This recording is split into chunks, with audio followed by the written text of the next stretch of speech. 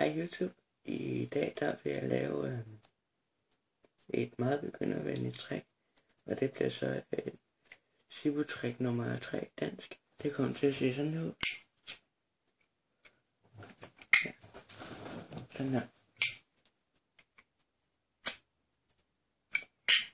Du tager fat sådan her om de lighter, fjerner langfingeren, og så åbner du den egentlig bare sådan der, og så drejer du den, sådan så den vender ud fra dig selv, og så tænder du den.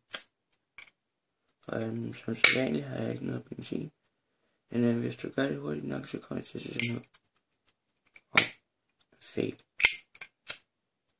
Og så vil den være tændt. Så det var egentlig hvad jeg havde til jer i dag. Og det er faktisk det eneste svære ved det her trick. Det er når du åbner den der og skal dreje den og skal tænde den. For der har du ikke særlig meget at holde på. Men det er også det eneste. Men så ses vi bare i den næste video. Farvel.